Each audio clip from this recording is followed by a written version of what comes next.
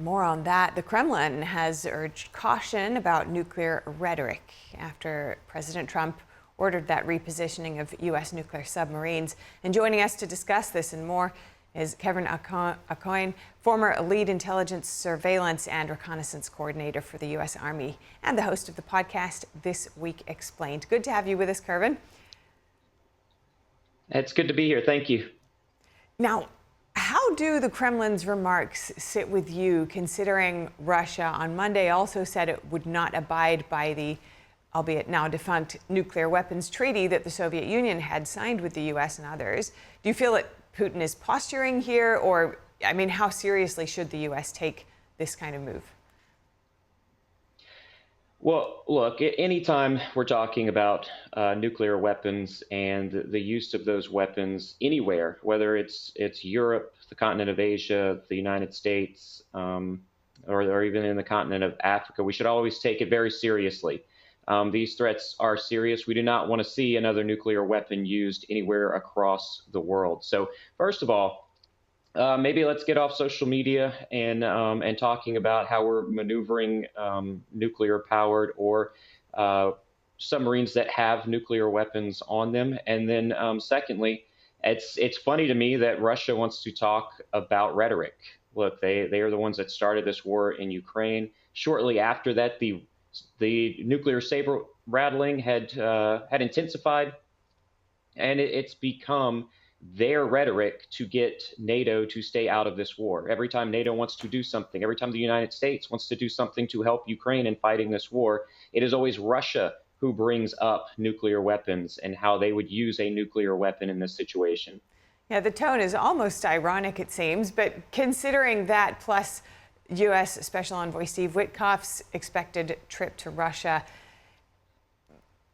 I guess I'm just wondering, the deadline is looming. We don't know exactly what will come of it, but considering what we know of Witkoff so far and what it seems the Russians are doing with their own rhetoric, what do you expect from this trip?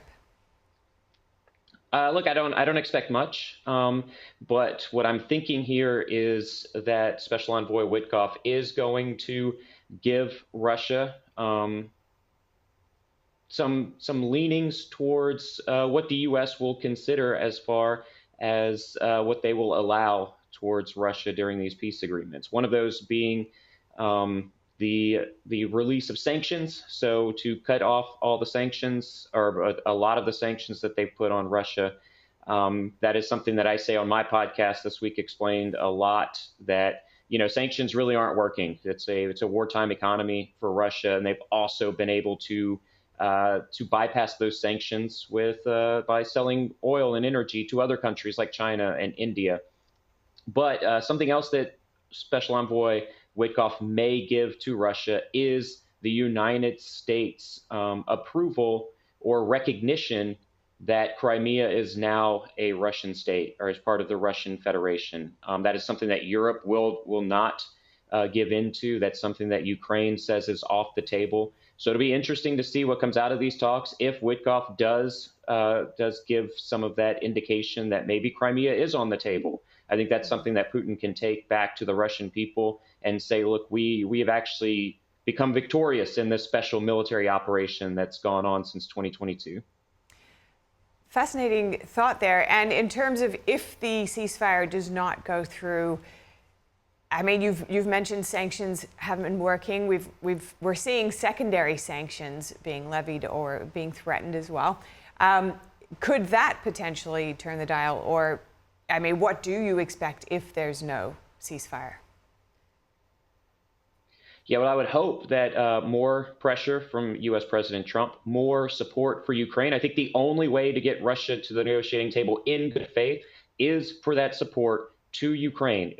You're right. The Patriot missile systems, increased munitions for Ukraine, intelligence support to the Ukrainian military as they continue to defend their country and their borders against an aggressive Russian Federation and Russian military.